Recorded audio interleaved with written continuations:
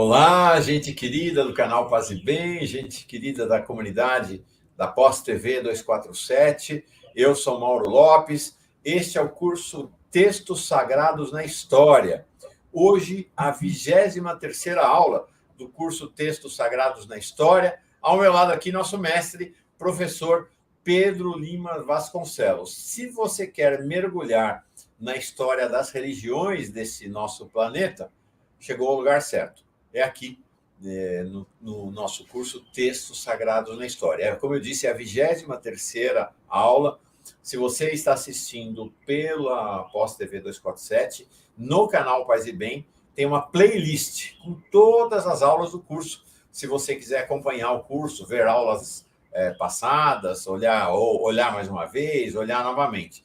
É um curso planejado para durar muito provavelmente ultrapassar 2022 e ir até 2023, um curso longo, portanto, e eu te convido para participar com a gente dessa jornada. Nós começamos lá no Japão, passando pela China, passando pela Índia, e agora estamos ali ao redor da antiga Pérsia, cuidando do zoroastrismo. Pedro, tudo bom com você? Tudo bem, Mauro? Boa tarde. Nosso mestre. Boa tarde para você, boa tarde para a comunidade Paz e Bem, boa tarde para o pessoal do 247 que nos acompanha, né, na retransmissão.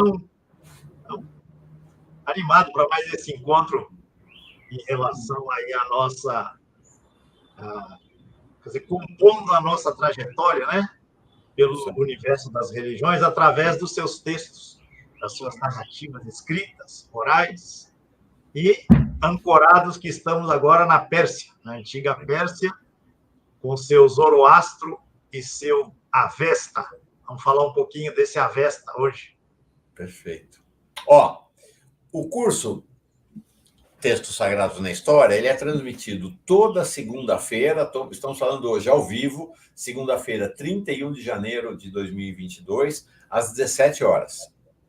E ele é retransmitido todo sábado pela Pós TV 247, ou melhor, é transmitido pela Pós TV 247, né? Não é propriamente uma retransmissão, ele é transmitido como se... Porque estamos aqui também, né? Na Pós TV 247. Todo sábado, às 8 horas da manhã, eventualmente pode entrar às 7. Mas é isso, ou entra às 7, ou entra às 8 da manhã, é o horário em que ele estreia sempre na Pós TV 247. Antes de ir para a aula, Pedro, mas vamos correr, porque... Agora a gente ajustamos aqui, Pedro e eu, que vai ter 1 hora de duração em ponto, improrrogável. Então, vamos acelerar a nossa abertura, saudando quem está aqui para essa aula ao vivo. Maria de Fátima Lima Vasconcelos, boa tarde, meu querido irmão Pedro, Mauro e toda a comunidade. Maria de Fátima, eu marquei a ausência para você na aula passada, você não veio. É isso aí. Está com a gente aqui, é uma alegria grande na Maria de Fátima. Ela acompanha todos os cursos do irmão dela, acompanhou a primeira parte desse nosso texto sagrado na história e semana passada não pôde estar com a gente, agora está para a nossa alegria, né, Pedro? Beijo, minha irmã, sempre presente. Ivone Marinho, que fala lá de Pernambuco, Gravatá. Boa tarde, saudade de você, Mauro, e do professor Pedro Vasconcelos, que bom que voltaram, voltamos mesmo. Denise Nagem, olha aí. Boa tarde, Mauro e professor Pedro. Estou quase terminando a minha maratona das outras aulas. Gente, vocês não sabem. Quem não assistiu, vai assistir lá desde a aula número 1. É impressionante. E pela primeira vez consegui estar livre nesse horário para estar com vocês ao vivo. É uma grande honra. Para nós é que é. Denise, obrigado mesmo. Bem-vinda. Fernando Antônio Rezende, nosso aluno assíduo do Pedro, lá de Brasília. A Heloísa Gouveia, a última aula foi muito esclarecedora. Essa aula sobre Zoroastro, semana passada, realmente... Acho que o Pedro estava com uma saudade extra do curso, assim, ele deu um show mesmo. Mas sempre dá, né? Carlos Mucuri, aqui com a gente, né? Os inteligentis, muito obrigado pela tua presença.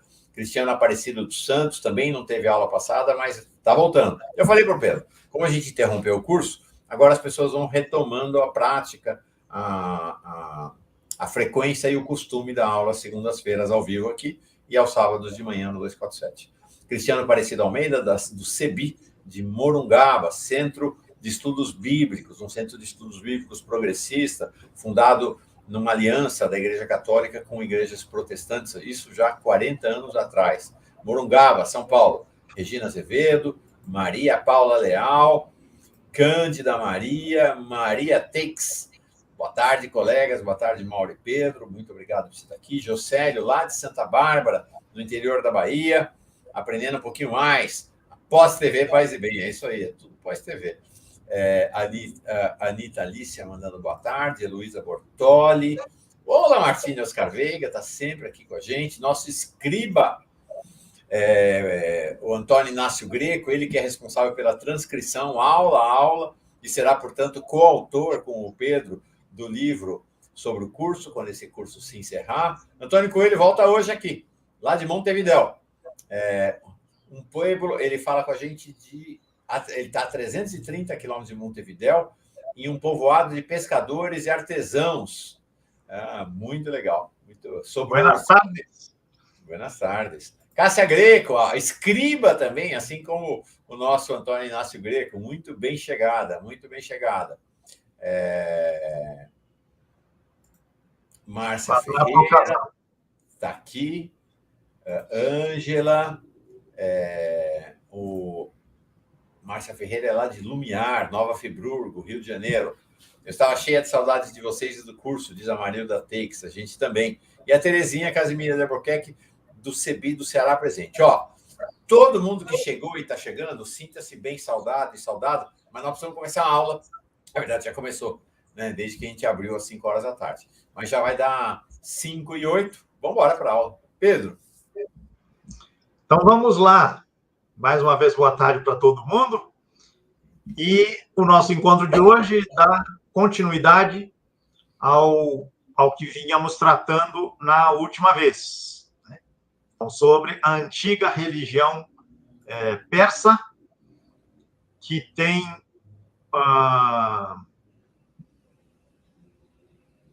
uma importância histórica muito grande, embora não tenha hoje, quer dizer, na contemporaneidade, um destaque muito grande do ponto de vista, digamos, do número de pessoas adeptas, já que se trata de uma população, digamos, muito rarefeita, que se mantém com esta identidade, né? com esse auto-reconhecimento religioso em termos da adesão à religião de Zoroastro.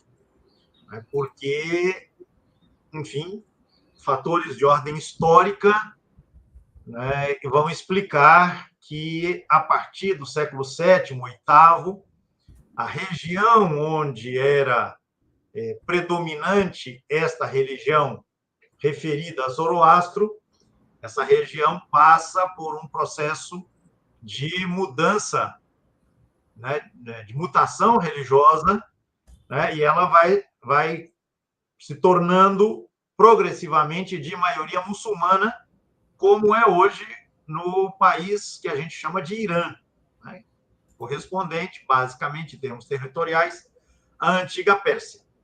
E, então, a religião de Zoroastro ela vai perdendo força, vai perdendo visibilidade, as suas práticas vão deixando de ser realizadas, há tensões, há conflitos ao longo desses tantos séculos, mais de um milênio, em que esta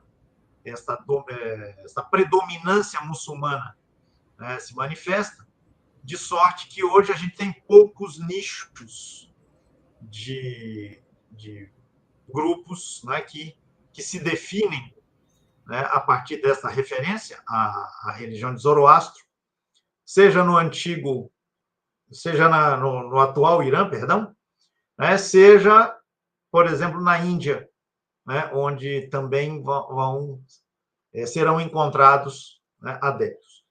Mas isso para dizer que, a despeito de uma presença, de uma existência enquanto grupo, enquanto número, a existência pouco destacada, né, nem por isso, e se fosse só isso,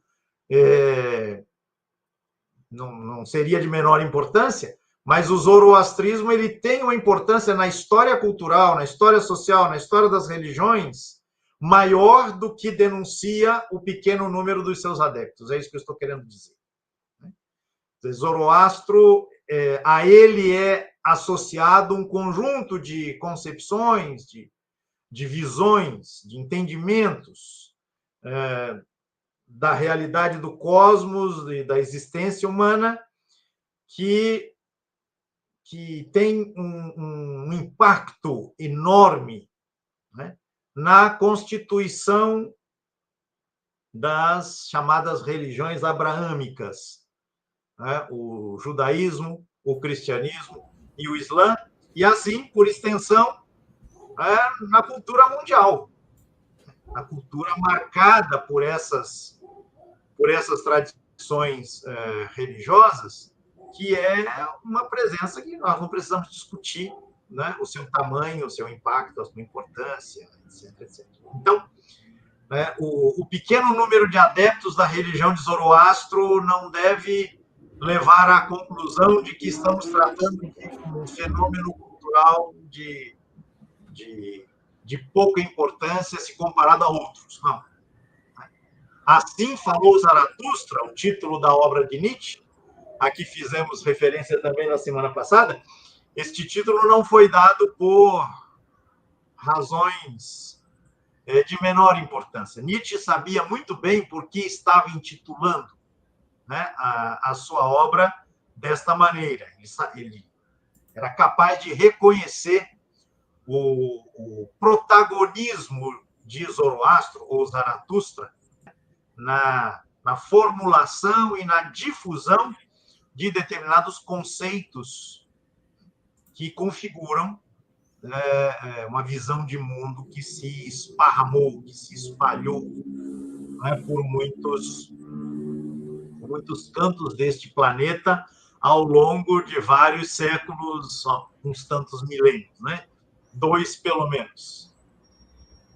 Então, Mauro, isso um pouco a gente mencionou na semana passada. Outra coisa que a gente também citou e vai ficar muito presente, vai ficar muito evidente, né, no texto que eu trouxe aqui para comentar um pouquinho, ler e comentar com vocês, é esta ideia de que no mundo conflagram-se o bem e o mal. E o ser humano ele é colocado diante deste cenário conflagrado, né, e precisa fazer a sua opção. Ao que tudo indica, esta é a noção, né, que terá tanta repercussão nos tempos posteriores, na medida em que ela é assumida, por exemplo, na religião de Israel, e ingressa, né, no cristianismo, enfim, com derivações. Eu acentuava na semana passada, não é, Mauro, que na perspectiva de Zoroastro, este dualismo ele é fundamentalmente um dualismo no terreno do cosmos. O que a gente terá depois, como um dos desdobramentos que essa visão vai alcançar, é a internalização desse dualismo na própria composição, né, do ser humano, por obra, por exemplo, de Mani, que é uma figura oriunda do mundo persa, né, e que constitui, né, em torno de si um movimento que gerará também uma religião que teve um enorme impacto nos séculos finais da antiguidade, né, o chamado maniqueísmo, que vai cativar, vai entusiasmar uma figura como Santo Agostinho, e depois, bem, a partir de Santo Agostinho, essa visão do Mani, né, ganha, de alguma maneira, com reformulações, obviamente, um espaço absolutamente fundamental, né, no pensamento cristão.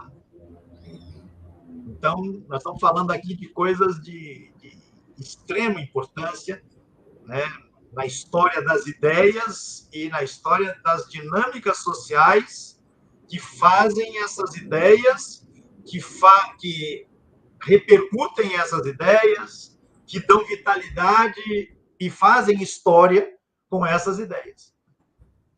Enfim, basicamente disso a gente tratou na última vez. E aí você dizia no final, bem, então terminamos. Né? Não, não terminamos, porque a gente não falou do livro. Então, vamos falar do livro.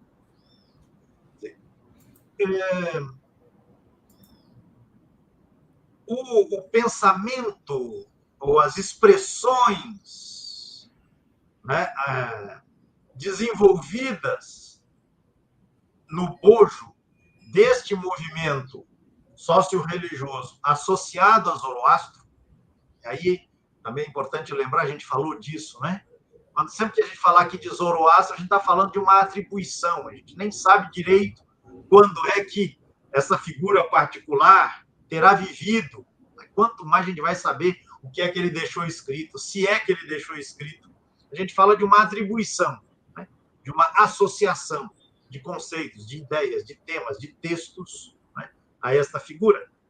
Bem, o livro que se elabora no bojo da dinâmica vivida por este movimento, ao longo de, quem sabe, uns 1.200 anos, né, se a gente supõe aí a vida de Zoroastro, por volta do ano 800, 700, antes da nossa era, repito, pode ser antes disso, pode ser depois disso, mas a gente não sabe.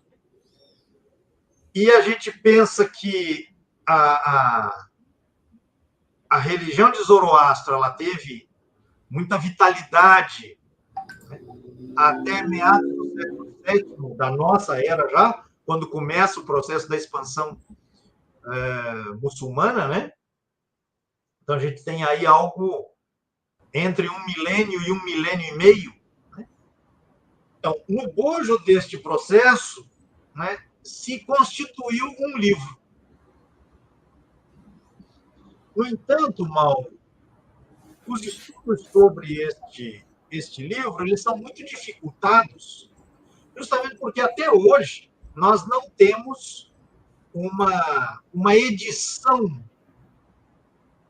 no mundo acadêmico a gente chamaria de uma edição crítica, uma edição que coloque à disposição de quem queira mergulhar nesse universo as várias versões que este livro tem. E por que várias versões? A gente encontrou coisa parecida quando estudou lá no mundo chinês, né, o Tao Te Ching. Isso.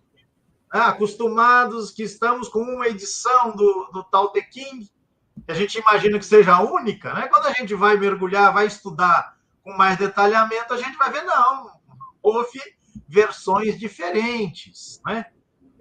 A ideia de um texto acabado e definitivo, essa ideia ela é muito recente, ela se consolidou, digamos assim, com a imprensa, mas o mundo da internet veio e arrebentou de novo com essa ideia, né? Porque você copia e cola de todas as formas possíveis e imaginárias, né? Nesse mundo da internet. Bem, no mundo antigo, você tem outras dinâmicas associadas ao fato de que esses textos são produzidos à mão, são manuscritos, quando escritos, mas eles são fundamentalmente vividos, experimentados, transmitidos, retransmitidos por dinâmicas de oralidade, né? O que faz com que haja uma fluidez muito grande. Me permita, Mauro, uma suspensão aqui para dar um grande abraço no professor Enio, que acaba de entrar aqui para nos acompanhar, um grande mestre que foi, durante muito tempo, Mauro, colega de sua mãe no Departamento de Teologia e Ciências da Educação. Saudação ao Enio. Saudação ao Enio. Grande mestre que eu tomo como uma referência, inspiração, né, nos meus trabalhos, nas minhas pesquisas, além de saudar o grande ser humano, uma pessoa muito querida. Então, um grande abraço, Enio. Obrigado pela sua presença. Aliás, aprendi muito disso que estou falando aqui com você, Mauro. Agora, nesse momento, tratando da questão da oralidade com o mestre Enio. Ele é um mestre, né, nessa questão das religiões de matriz africana, né, que justamente tem na oralidade e na plasticidade, na fluidez do mundo da oralidade, né, um traço absolutamente fundamental. Ele tem um texto, inclusive, sobre esse tema da oralidade da escrita no estudo das religiões, é um texto também fundamental. Então, mais uma vez, Enio, obrigado pela presença e um grande abraço. O texto dele está publicado no Compêndio de Ciência da Religião, uma obra publicada por Paulos e Paulinas, uma referência incontornável para os estudos de religião no nosso país. Então, o Avesta, Mauro, ele se encontra... Avesta é o nome do livro, então. Primeira vez que você pronuncia. Ok. Ah, é a primeira vez? Eu pensei que já tivesse falado. Desculpe aí. Avesta é o nome do livro. Nome do livro.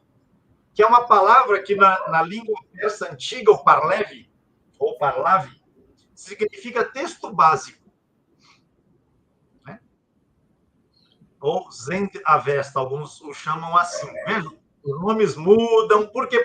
Porque você não tem um texto, né, fechado, pronto e acabado. Né?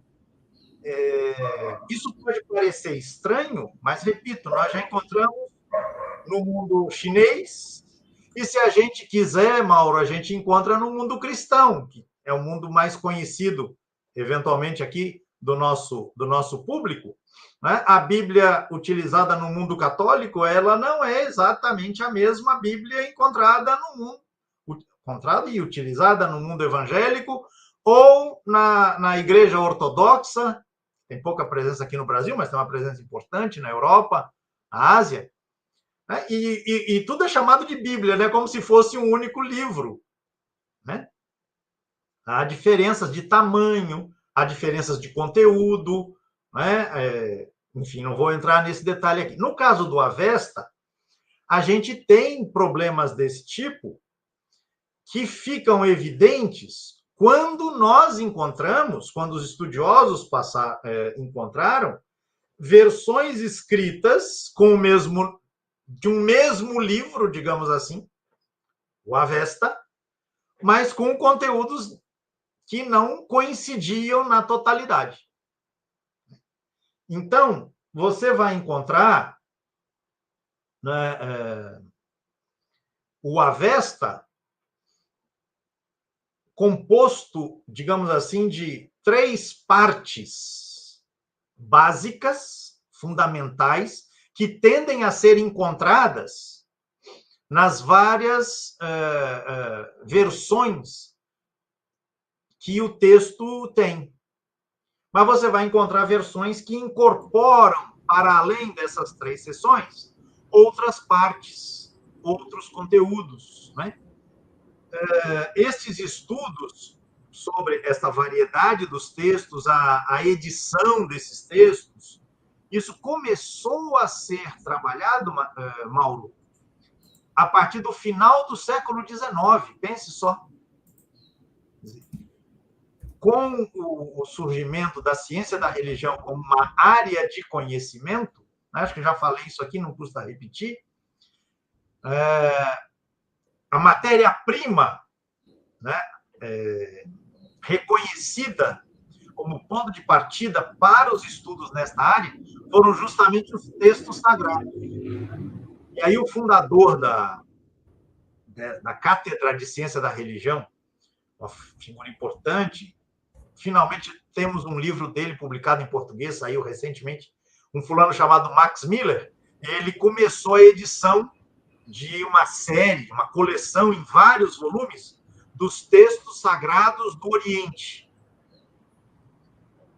E aí, justamente, vai aparecer, né, uma edição de uma versão do Avesta. A partir daí, outras investigações serão feitas, chamando a atenção justamente para esta diversidade textual, né, que se abriga sob este nome Avesta.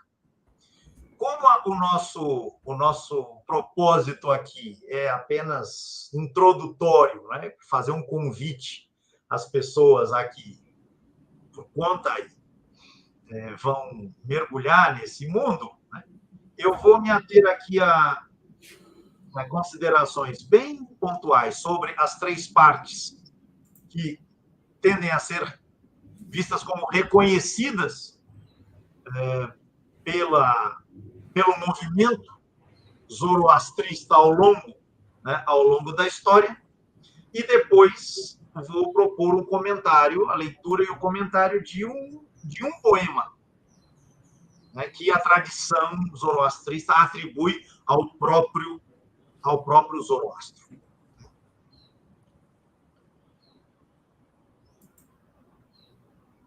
Antes de entrar, então, nessa pontuação a respeito das três partes e o texto que quero comentar, queria dizer ainda mais uma coisa. A edição deste livro, Avesta, ao que parece, demorou algo como 1000 anos.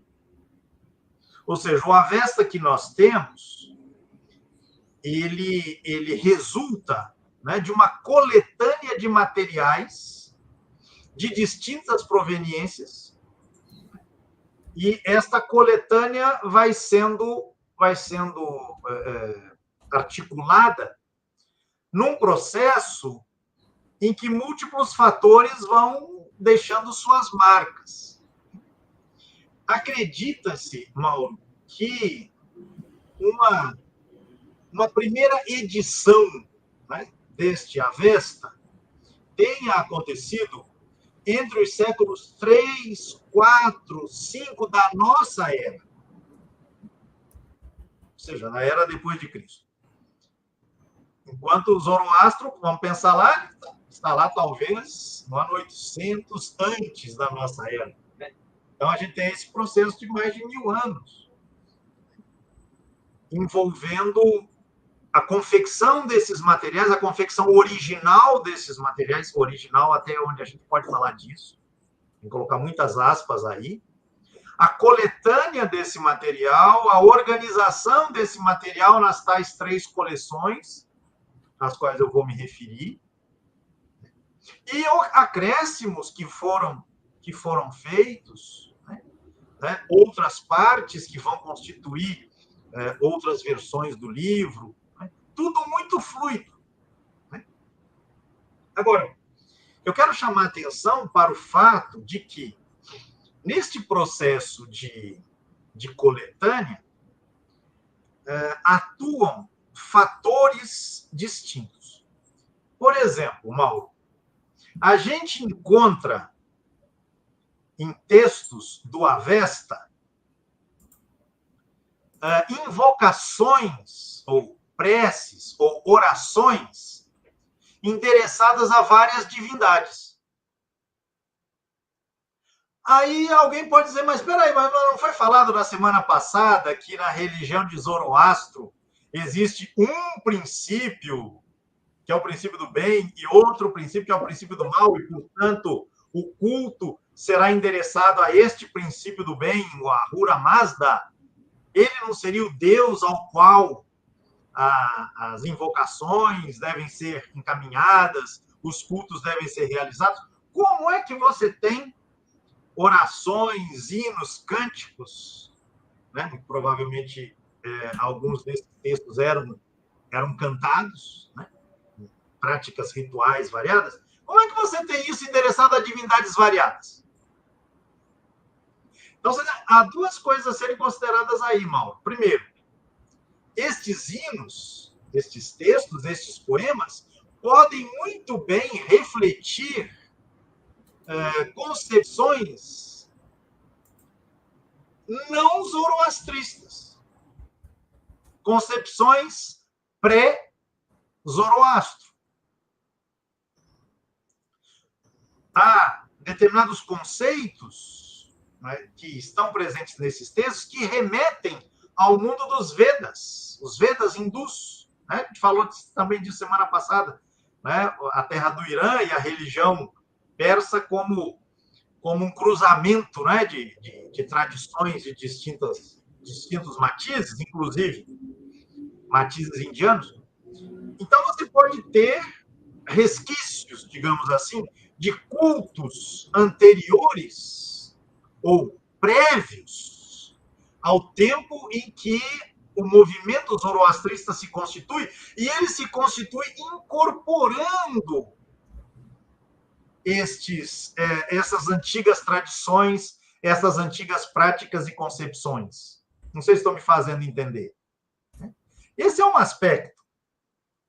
Outro aspecto, né, que ajuda a entender essa situação que eu estou trazendo aqui à tona é a seguinte, Mauro.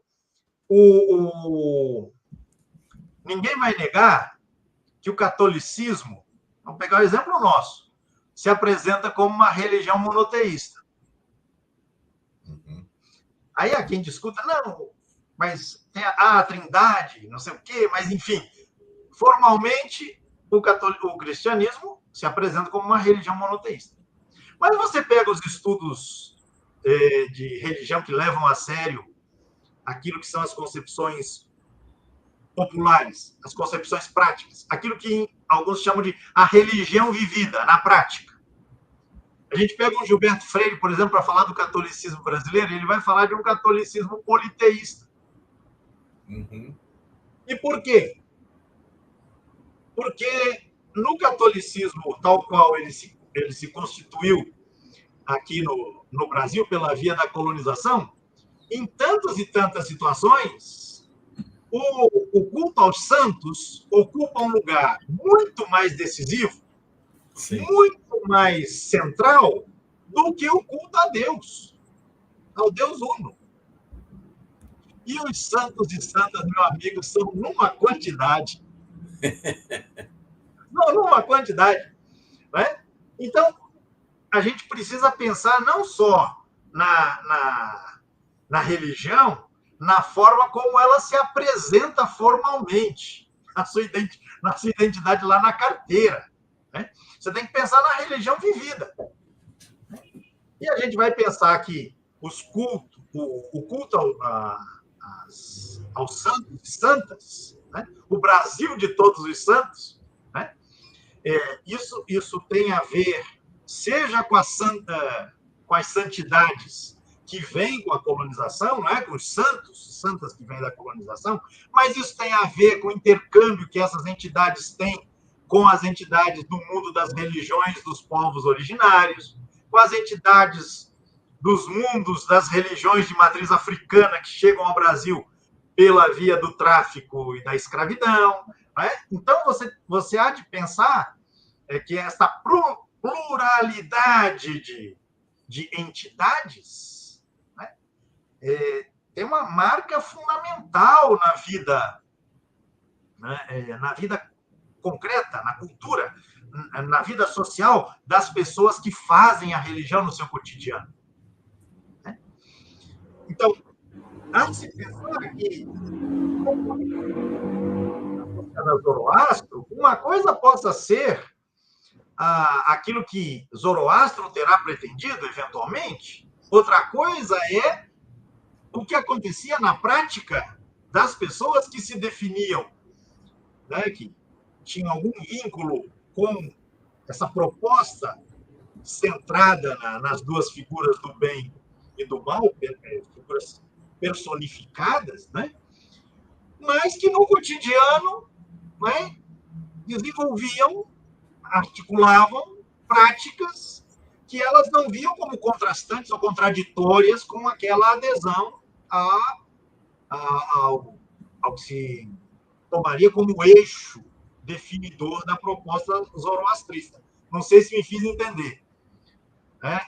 Ou seja, o Avesta, ele não é só expressão do zoroastrismo enquanto um modo pelo qual ou com o qual ele se apresenta enquanto novidade. Mas ele recolhe, né? Ele coleta, ele junta uma pluralidade de expressões culturais, históricas, religiosas, do mundo em que ele emergiu e fez a sua história ao longo desses 1000 anos. Então, não é estranho, por estranho que pareça, estou brincando com as palavras aqui, que a gente encontre na primeira parte, das 3 que formam a Vesta, a primeira é chamada Yasth, Y-A-S-T-H,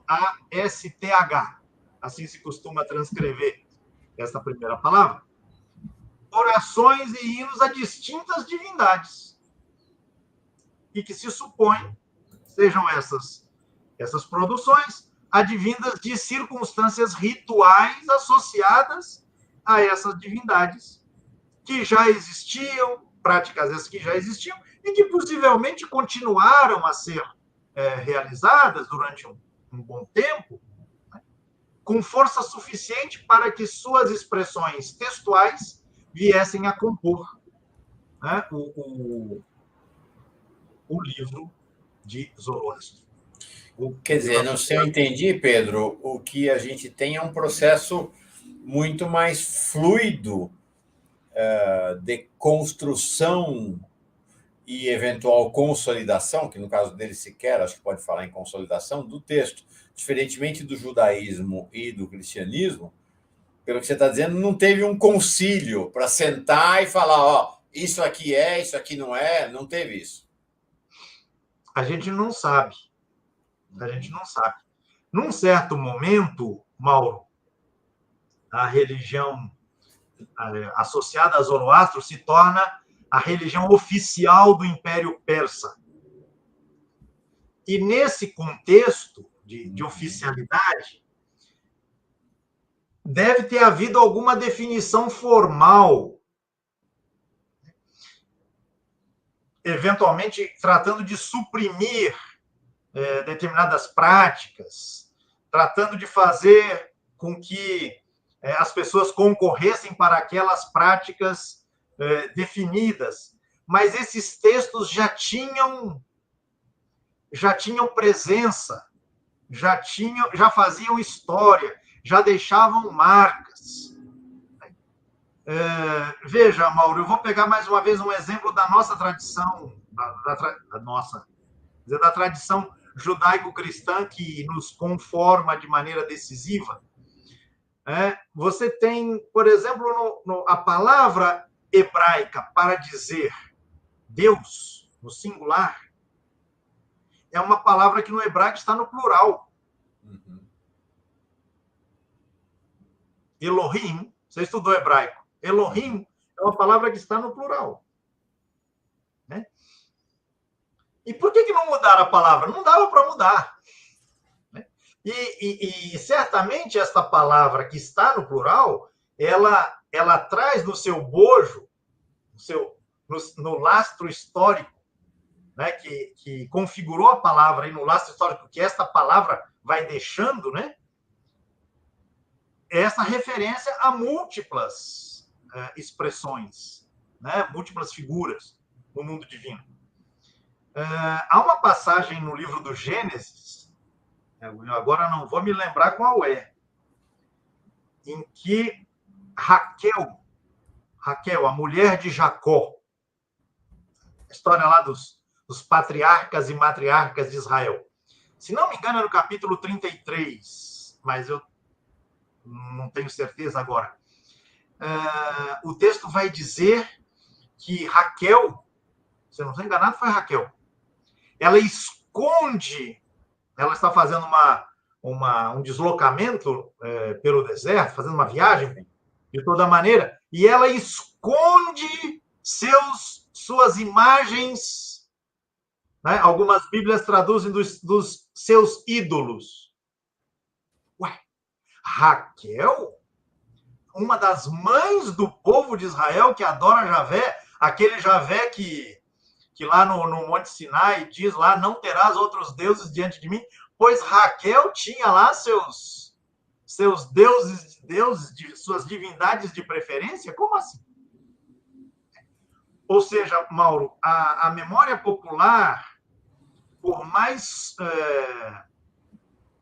sufocada que ela tenha sido, ela não morreu completamente. Ficou. Pois é. Capítulo 31, versículo 34. Aí está. Né? Mas, e aí as nossas Bíblias traduzem assim, seus ídolos. Você vai lá no hebraico, você não vai encontrar a palavra ídolo. Você vai encontrar uma palavra que fala da divindade. Eu, não, de novo, não me lembro a palavra aqui com exatidão. Né? Mas isso aí já é uma tradução, diria o italiano, né? Uma tradução traidora do que o hebraico diz. O hebraico fala lá das estatuazinhas daquelas divindades que Raquel tinha para a sua devoção na sua casa, junto da sua família, da sua tribo, do seu clã, coisa parecida. Né? Veja, e isso está presente num texto associado a uma religião que proclama a existência de um único Deus. Um único Deus para Israel e, enfim, um único Deus de maneira geral. Então, não sei se o exemplo ajudou. Né? A força das memórias populares, das tradições, das práticas populares. Né? Eu achei aqui terafim. Tuim e terafim, acho que são inclusive duas palavras, mas é isso. É isso aí. Mas é isso. Ela escondeu, ela se sentou ali para que ninguém visse. Né? Mas isso indica que ela cultivava, cultuava, né? Essas entidades. Então, eu tomo este exemplo como analogia para pensar o que pode ter acontecido, né, na confecção, na acolhida desses textos que compõem o Avesta. Tá bem? E outra coisa que pode acontecer, no texto que a gente vai ler, isso aparece de alguma forma, Mauro, você tem também uma tendência em transformar essas entidades que, nesses processos de unificação das figuras divinas, rumo ao monoteísmo, então, perdem o seu status, o processo de transformá-las em figuras abstratas. No texto que a gente vai ler, isso vai aparecer de alguma maneira. Em vez de serem entidades, né, personificadas, elas são referências abstratas. Verdade, justiça, direito, mentira, falsidade, maldade, etc, etc. Não sei se fica clara também a ideia, vamos ver no texto. Tá bem? Então, isso em relação à sua observação, espero ter dado minimamente conta dela. Então, você tem essa primeira parte, o Yasht. Há uma segunda parte chamada Videvdat. Videvdat. Minha pronúncia dessa língua, você está vendo como é perfeita, né? Uma palavra que significa leis. Então, são principalmente textos, né, que prescrevem normas a serem observadas nas práticas rituais, ou normas de purificação que as pessoas devem adotar, rituais de purificação, atitudes em vistas à purificação que as pessoas devem adotar. Mas há também narrações, né, fazendo parte deste segundo momento do texto. Por exemplo, uma narração em que se trata justamente da criação e da contracriação, a intervenção do bem estabelecendo o mundo, ou a sua parte no mundo, e o poder do mal fazendo a tal da contracriação. É um termo que eu encontrei em algum lugar que li, estou trazendo para cá. E esta dupla ação antagônica tem como resultado o mundo tal qual nós o conhecemos, nós o experimentamos. E finalmente, uma terceira parte, componente do Avesta, é chamada de Yasna, com Y no começo, yasna, uma palavra que significa adorações, que é considerada a divisão mais importante do livro e que reúne textos utilizados nos rituais propriamente zoroastristas, vamos dizer assim. Bem, a parte do yasna, ou incluído em yasna, está uma seção, Mauro, que é a joia da coroa. É o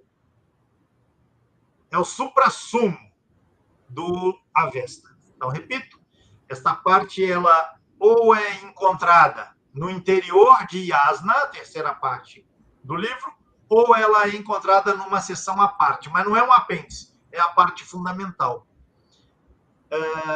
O nome desta seção é Gatha.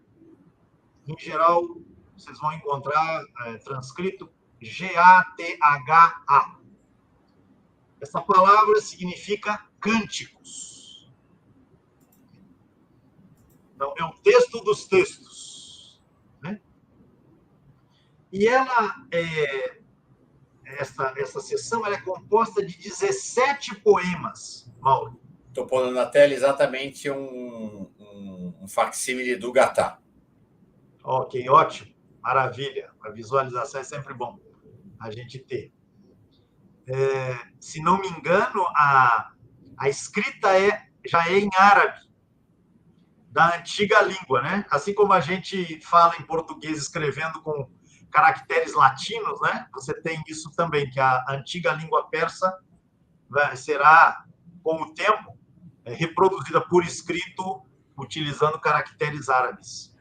Me parece que nós temos aí na ilustração justamente um exemplo disso que acabo de dizer.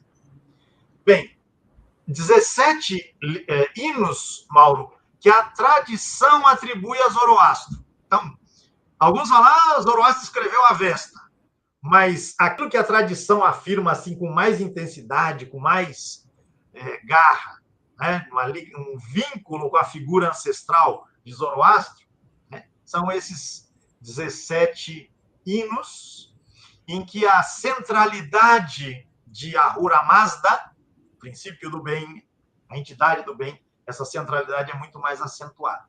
Que é exatamente isso que vocês estão vendo aqui no facsímile. É esse trecho. Né? Gasta. Gasta, é isso? Gatha. Gatha. E parece que é uma palavra oxítona.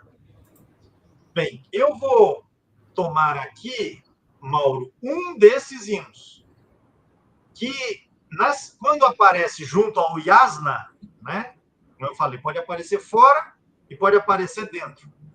Quando aparece dentro do yasna, é como se fosse o capítulo 30 de yasna.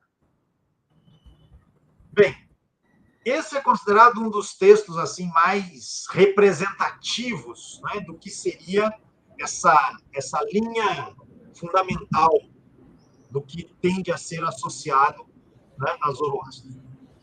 É um poema que tem 11 estrofes, é uma espécie de ensino didático, né, formulado poeticamente, e se imagina, então, uma cena, se supõe uma cena em que o poeta, fundamentalmente Zoroastro, né, ele, então, dirige a palavra às pessoas ali reunidas para ouvir o seu ensinamento. Esse, então, é um trecho do Yasna, que vocês estão vendo aí na tela agora. Maravilha. Tá? E o texto que eu vou ler aqui é o Yasna 30. Tá?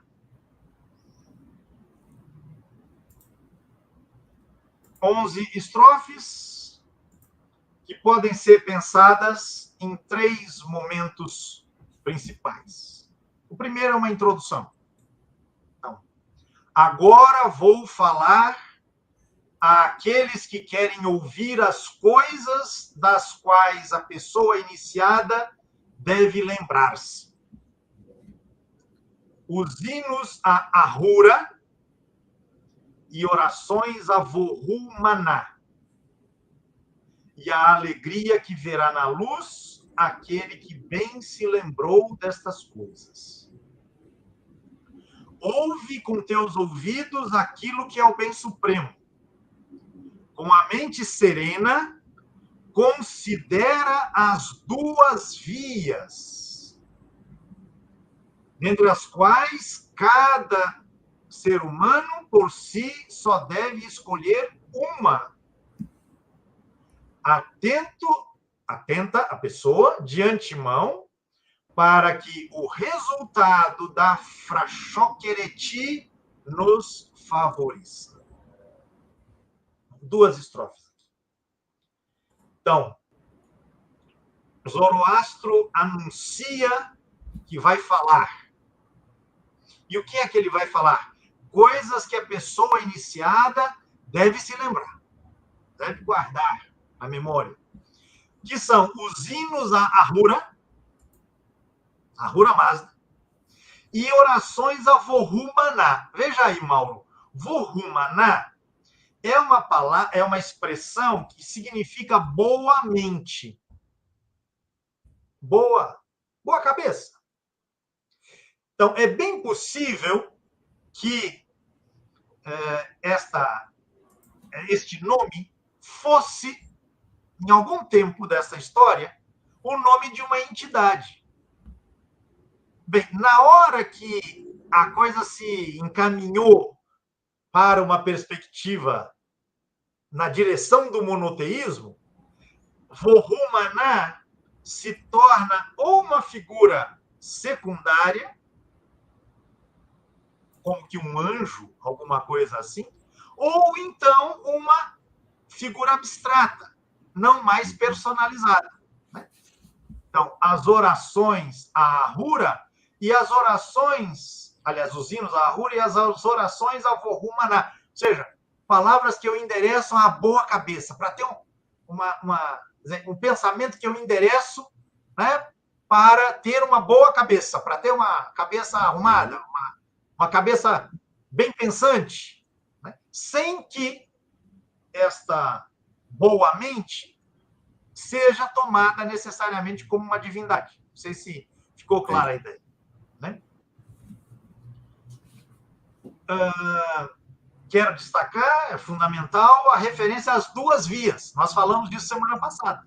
É um elemento fundamental, né, que terá repercussão na visão ética e na visão escatológica, né, que se desenvolverá no cristianismo, no judaísmo, no islã. Né, o bem e o mal. Né, caminhos diante dos quais cada pessoa é colocada. Ele diz: considera as 2 vias, dentre as quais cada pessoa só pode escolher uma.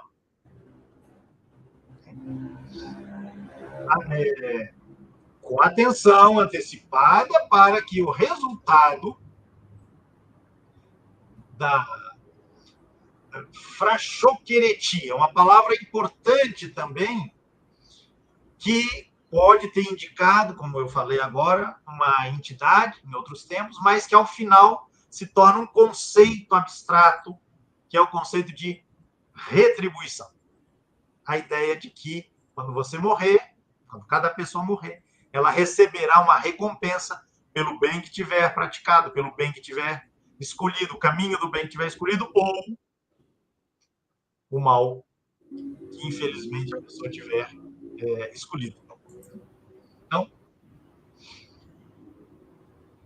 aí vem agora a palavra do profeta. Você ia dizer alguma coisa? Não, é isso aí. Vamos lá? Até porque eu olhei para o relógio, o tempo está correndo. É isso aí. No começo, declararam os 2 espíritos a sua natureza, o bem e o mal. Vou um pouco mais rápido aqui. Como gêmeos, o superior e o maligno, o bem e o mal. em pensamento, palavra e obra. E entre os dois, os sábios fizeram a escolha certa, mas não os tolos. Vejam que aqui a gente já está na segunda seção do poema, que é a seção narrativa, e a narração se desenvolve na esteira desses dois caminhos. Já desde o começo eles existem, é como se fossem gêmeos, mas um é superior, o outro é mau, né? E eles se manifestam em pensamento, palavra e obra. Sábios fizeram a escolha adequada, mas tolos não fizeram. Próxima estrofe: e quando os dois espíritos se encontraram, criaram no começo a vida e a não vida. E no final, a pior experiência tocará aos sequazes de Druj, a mentira. De novo, uma possível entidade divina, em concepções anteriores, que se converte numa figura, né, abstrata, uma referência à mentira. Então, e no final, a pior experiência tocará aos sequazes de Druj, a mentira, e a melhor existência tocará a quem segue Asha. A palavra que significa justiça, a verdade e a retidão. Então você tem sequazes de Druj, sequazes de Asha. E se segue alguém, se segue uma entidade ou uma referência, ou se segue outra, isto determinará o destino final. Desses dois espíritos, aquele que seguiu a mentira decidiu fazer as piores coisas. Mas o sacratíssimo espírito ornado com a luz celestial se pôs ao lado de Asha. E o mesmo fizeram todos os que se aprazem em agradar a Ahura Mazda, princípio do bem, expressão que significa o sábio senhor. Eles se aprazem a agradar a Ahura Mazda com atos que correspondem à sua lei. Entre os dois, também os da Eva, os demônios, escolheram a não retidão. Mauro, uma observaçãozinha, quem nos acompanha, uma observaçãozinha da Eva. Se a gente pensa na palavra diabo em italiano, fica mais fácil. Da Eva, diavolo. Veja a associação. A gente vê como... Interessante, hein? Como vem, né? Como repercute. Né? E passando por outras línguas, porque a palavra diabo ela tem origem direta no nosso vocabulário do grego. Uhum. Mas o grego bebeu daí também, né? Por conta dos influxos culturais. Enfim. Entre os dois, também os da Eva, os demônios, escolheram a não retidão, o inverídio, sob a influência da dúvida, de forma que escolheram a pior das mentes. Por esta razão, eles foram mergulhados na fúria e na violência com que agora afligem e enfraquecem o mundo dos humanos.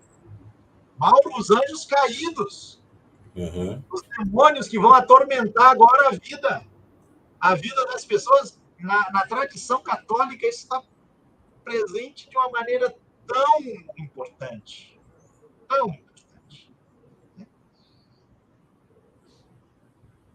Bem, e aí, estou indo para a última estrofe dessa segunda parte, a estrofe 7ª. E a eles, os seres humanos, vieram ter Shatra, devoção, junto com Vohumana, a soberania, Armaiti, a mente do bem, e Asha, a justiça, e deram vida contínua a seus corpos e o sopro de vida para que ele, o ser humano, possa vir diante de ti, Ahura Mazda, no momento da recompensa, que será dispensada como o metal fundido. Essa referência ao metal alude a todo o processo de extração do metal, mas também da separação do que é o metal procurado e as impurezas, né, que você tem que... Escória. Como? Escória. A escória. Exatamente. Aquilo que não é o metal que você procura, jogado de lado. Estou me lembrando agora da parábola, alegoria da rede, que está no no Evangelho, né? A rede que pega de tudo e se separa de um lado os peixes e aquilo que não serve se coloca do outro lado. Sim. Né? A repercussão é muito imediata, né? Se a gente para fazer as conexões. Bem, este é o enredo fundamental que o profeta comunica. E aí temos os desdobramentos e a conclusão do poema. E quando esses pecadores receberem o castigo, ó Mazda, tua soberania com a mente do bem serão concedidas àqueles que se livraram da mentira, entregando-os, ó Mazda, às mãos de Asha. E que nós, aí agora é o apelo que o profeta faz para o público que o acompanha, e que nós nos contemos entre os renovados por esta existência. Ó Mazda e vós, outros senhores, e Asha, trazei vossa aliança, de modo que os pensamentos se concentrem onde a sabedoria eventualmente correr o risco de vacilar. Então, o mal não mais vicejará. Mauro, você conhece a Bíblia? Isso não parece um texto profético? Então, o mal não mais vicejará. Para eles virá a destruição da falsidade. Enquanto aqueles que... eu li errado aqui, desculpe. Então, o mal não mais vicejará. Para eles, para os que praticam o mal, virá a destruição da prosperidade, já que aderiram à falsidade. Enquanto aqueles que adquiriram boa fama colherão a prometida recompensa na abençoada morada de Vohumaná, de Mazda e de Asha. Tem uma... Me soa como um eco disso lá em Isaías, no profeta Isaías. Sim, exatamente. Né? Então, o lobo se juntará com o cordeiro, né? Enfim, o mal não mais vai existir, a destruição do mal. Pois é. E aí você vai se lembrar das aulas de Bíblia, né? É o Isaías do tempo posterior, né? O terceiro Isaías, é o Isaías do período pós-exílio. É o Isaías justamente dos tempos em que essa mentalidade persa já se difunde pela criação do Império. E obviamente, essas ideias se expandem na medida em que o imperialismo persa vai ganhando território. Última estrofe para terminar, Mauro, está na hora. Se vós, mortais, compreendeis os mandamentos estabelecidos por Mazda, para os quais há uma entrada fácil e uma difícil, olha lá, entrar pela porta estreita, que é difícil, e largos passos ao caminho da perdição, está aqui, ó. 500 anos, 600, 700 anos antes, né? Há uma entrada fácil e uma difícil. Mas para a entrada difícil, há uma felicidade como recompensa. E para a entrada fácil, há castigo. Para os quais há uma entrada fácil e uma difícil. Felicidade e castigo. Castigo longo para os seguidores de Druge, a mentira. E bênçãos para os seguidores de Asha. Se vocês compreendem, se vós compreendeis, dizia lá o primeiro verso dessa estrofe, então, a partir daqui, sabeis o que querer. Perfeito. Assim termina este poema de Gatá. Esse último verso é interessante, Pedro, só a título de encerramento, é que, diferentemente daquilo que a gente vai assistir mais adiante, é uma insinuação, tá certo? Precisa estudar isso em profundidade.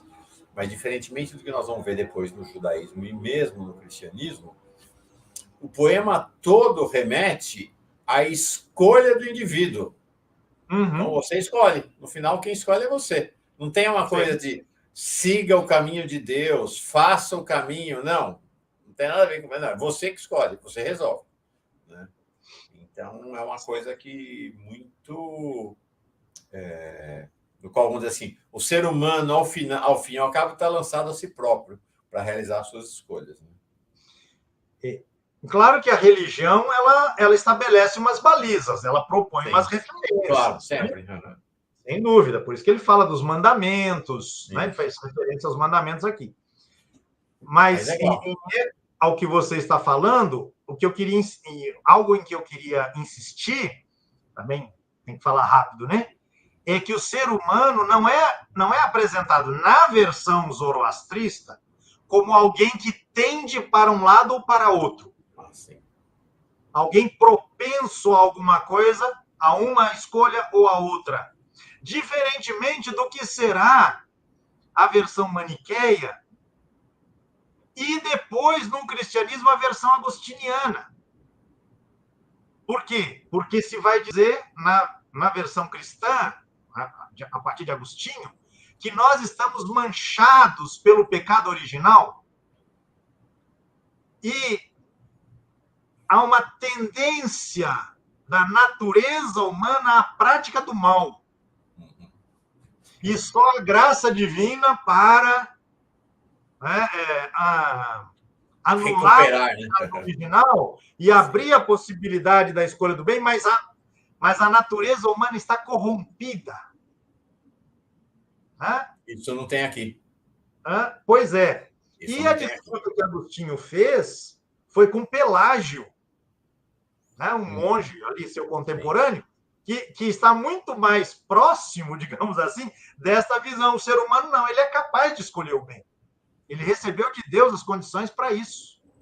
O pecado que tem acontecido lá, de Adão e Eva, ele não destruiu a criação humana, não corrompeu definitivamente a criação divina. Sim.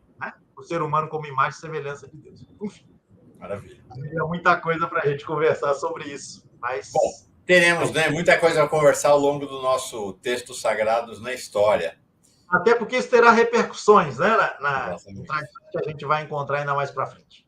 Pedro, e a próxima aula de número 24? O que vem pela frente agora? Vamos para a Babilônia. Opa! Vamos para a Mesopotâmia. Maravilha. A terra entre os dois rios. Perfeito. E que hoje é o Iraque, aliás. Uhum. O Iraque, né?